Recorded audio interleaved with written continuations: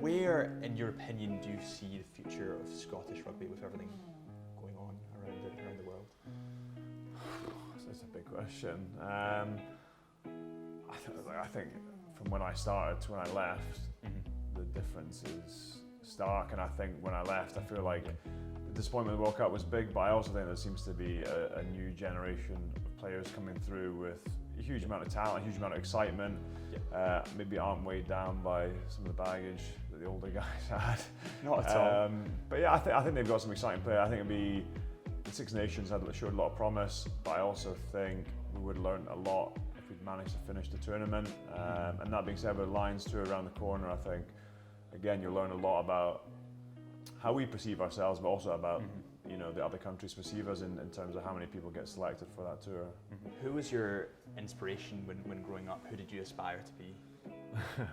I grew up in Hong Kong, and over an age, I spent a lot of time at the Hong Kong Sevens, and I was lucky enough to be at the Hong Kong Sevens when Jonah Lomu played, which is funny because I couldn't have been a more different player to him in the end. But I watched him grow, and he probably was the kind of the catalyst for me really thinking, I really igniting that love and passion for the game and excitement around the game.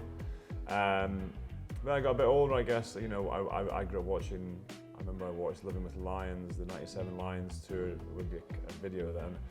And I must have watched it 30 times, and I watched Richard Hill, who used to play for England. I know I probably shouldn't say that, but I remember watching him, and I think he was the kind of player that wasn't particularly flashy, but he worked incredibly hard, and he had a lot. I think everyone speaks about him in England, especially and around the world, as one of their most highly rated players of all time. So he was someone I always tried to kind of base some of my game off, being industrious, being hardworking, being reasonably tough.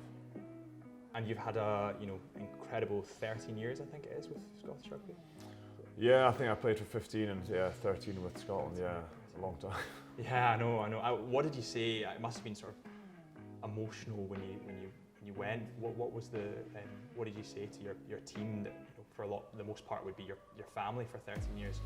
Yeah, I think you're right. We definitely in World Cups and Six Nations you spend more time with your teammates than you do with your family. Yeah. So it's really important that it feels like family. Yeah. And that's definitely one of the sort of values they try and work to. But yeah, I think for me, I always wanted to finish when I wanted to finish. Yeah. Like I said, there's definitely an impact on the body, there's definitely an impact on the mind, mentally. Yeah. And I think I just got to the point where there was guys coming through, and I didn't want to leave with like a sour taste in my mouth of not getting picked. So I decided to stop. That being said, you do kind of think, I'm not sure, could I keep playing? I think I definitely could have got a few more caps, but actually when I announced it, I thought the big test will be when I see Scotland play again. How does it make me feel jealous or envious or regretful? But it didn't. I just turned from being the player to being a fan, and for me that was actually quite a nice feeling to actually just be a fan in the stands and not feel the same pressure that you feel when you're a player. Yeah. So what has been your favourite memory with the Scottish team in terms of when you're playing? What's been the biggest win for you? I think the one that everyone looks at is being England. Yeah. I wish there'd been more of them. I really do wish there'd been more. Especially in the Six Nations, I wish there'd been more big wins, and I think probably one of my friends summed up there was not enough good days, but there were some great days. Yeah. And I think that's probably a good summary of sort of probably the Six Nations that I played. And I think being England that day as captain is one of those days I always remember where I was the last time Scotland won the Calcutta Cup. I remember as a kid my brother coming home when Duncan Hodge had scored the try and came back and he was soaked, he'd been in the pitch invasion. I remember standing in the rain when Mike Blair had lifted it and Andy Nicholl had been lifted. For me it was an iconic image to actually walk. I remember walking up the steps, and I get goosebumps thinking about walking up the steps to get the Calcutta Cup, and I thought this is a piece of my childhood that I watched and aspired to do, and it was like a surreal moment. I kind of want to make it last as long as I could. It's a slow walk up, but I think for me, playing that day it's not just Scotland and England, it's about the fact they were the best team in the world. They'd gone 20-something games unbeaten, and the history that goes with it was, it's incredible. And I think, we celebrated, rightly so. But I think that's the day that everyone remembers, and the impact of sport around the world. But that day, it meant a lot to people in Scotland around the city. But I lived in Wales at the time, and I went down there, and people coming and knocking on my house in Wales and saying thank you. You know, that's what it means to some people. So I think the power of sport's big, and the big games like that you definitely remember. Another ones I'll miss. Yeah. It's interesting you talk about the sort of big wins, and obviously there's unfortunately losses that go with that. How would you, on one hand, celebrate the big wins, but on the other, sort of take the big loss? What was your, you know, if the team was down after losing, what would be your chat with them about? I think that was probably the hardest bit about being a captain or being a leader, was actually understanding it. But I think you get a bit older, you get a bit wiser, and I think you realise that failure is part of success. Yeah, they go hand in hand, and I think I learned that, you know, you take that initial disappointment, and it's, you know, it's heartbreaking when you lose to Scotland. Sometimes, you know, your trial by social media, you've got, you know, 10 million people watching, and 10 million people watch you fail. Yeah. So it's hard. Yeah. It's really hard for your family, and, you know, it can be really frustrating for you. But I think the more I realised that was actually contributing to the success down the road and the journey, and the sooner you can realise that, I think the quicker you recover from it, and the quicker you kind of realise you can kind of make peace with that. And I think probably maybe towards the end of my career, we had a spell of, you know, 2, 3, 4 years, certainly domestically when I played in Wales and with Scotland, where we, you know, had some great results. And it kind of, the process of getting there along the years, losing some big games and going through some times when we weren't particularly good, to be honest, made it all the more special. 100%. I suppose you sort of learn more from your losses than you do from your wins. Well, yeah, they say that success is a lousy teacher. I think I maybe would have chosen to have a few less losses at the start, to be honest. But yeah, I definitely think so. I think as long as you learn from that, I'm big on that. I'm huge on culture and what you can learn from your defeats. As long as you learn from it, it's a valuable lesson. It's something I try and, you know, teach my kids, and, you know, you can see it in children. You see it's like losing is such a hard thing to accept, but actually the quicker you get your head around losing, it's part of life, but it's actually part of winning. That's an important lesson to learn. And at Chisholm Hunter, we have very, very strong family values, and I know that carries over into the rugby pitch. How would you, Scotland to me are a team that have more family values than anyone else. They're sort of well connected. How did you do that in your training process? Did you, you know, have them train closer together, or what were your sort of? I think having family is, you know, like I said, we spend more time at times with the guys than your actual family, and I think it had to be somebody. It had to be more than just a job. It had to be more than just playing sport. And for me, creating a family, creating values that you live by was massive. And I think having that sort of bigger sense of purpose, that family connection is hard to do. And I think a lot of people speak about that. A lot of people understand how important it is, but actually investing time into that. And, you know, I was lucky with Scotland, we managed to do that. And when I played in Wales, certainly there was a real sense of family. And I think, you know, it won't necessarily make you successful, but a lack of that kind of higher purpose and a lack of sense and values can certainly hinder you. Yeah, no, 100%. And what's been your favourite time playing for Scotland? What do you look back on and think, oh my God, that was just incredible? I always like touring. Yeah. I always love summer tours. We were lucky we got to travel to, you know, in the summer you might go for 4 weeks and we went to Singapore one year, Fiji, Australia, Samoa. It's like, you know, it's people dream of doing that stuff, and it's easy to get caught up in sport and take it seriously and lose sight of why you're doing it. But I always love going away, you know, immersing myself in different experiences, different cultures, and that's the thing that rugby gives you. You know, we were lucky to do it. It was like it was a hobby that became a job, and that was always never lose sight of that. But touring was always fun.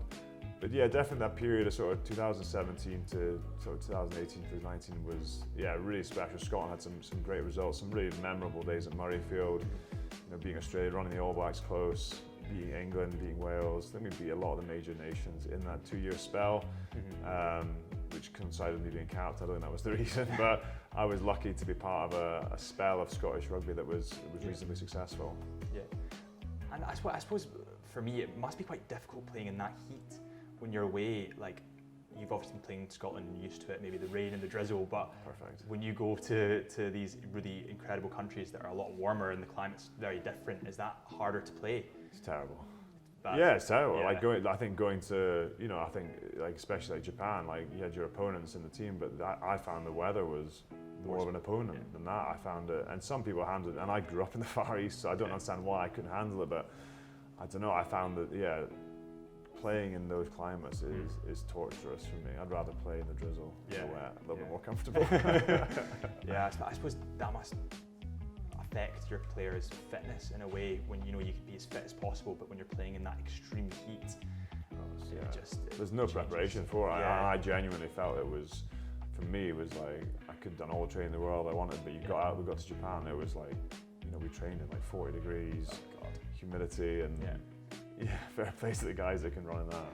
Yeah, and I've seen so many games where Scotland start off in the back foot, and towards the second half they seem to just make a sort of remarkable recovery and take the game back into their hands. Why do you think that is? Why does it take Scotland, you know, maybe a half to get warmed up? And yeah, it's probably a fair reflection. I think there was definitely a spell where that was probably more the case, and I don't know, I think part of it is probably Scotland and Scottish people are probably quite self-effacing. They don't want to stand at the front and shout about how great they are, and maybe that's in our mentality a little bit to be a bit backwards and kind of take a bit of a knockdown to realise that we can win. I think that was kind of changing the mentality, and you know, Vern Cotter coming in was a big influence in that, and Gregor as well, and that's where having your values and your standards that you kind of live to was really important. But I think number of games you kind of come off and you're like, you know, when we played the All Blacks, probably was a prime example.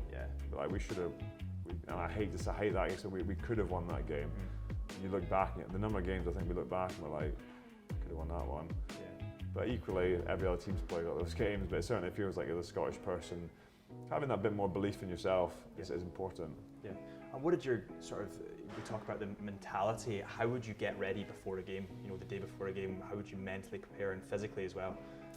I think my approach changed quite a lot actually. I think at the start I worried, became very nervous, tried to think about everything, tried to almost micromanage myself, but I think the more I got used to and comfortable in the kind of player I was rather than the player I wasn't, I kind of just knew, I knew the game, and I realised, you know, people talk about being in the zone, I kind of realised that the more I was thinking, the worse I was getting. Yeah, it's overthinking. And especially in the moment, I think things happen fast in our career. You've got to be able to be in the moment, and I think that there's definitely been a shift of, you know, you rewind, I guess, I grew up watching the 97 Lions, or, you know, you'd see go in a change room, there's everyone's, you know, banging heads and, you know, deep pee up your nostrils and all this sort of stuff. And I think actually it's changed a lot. It's more guys listening to music or relaxing, playing cards. It's really relaxed now.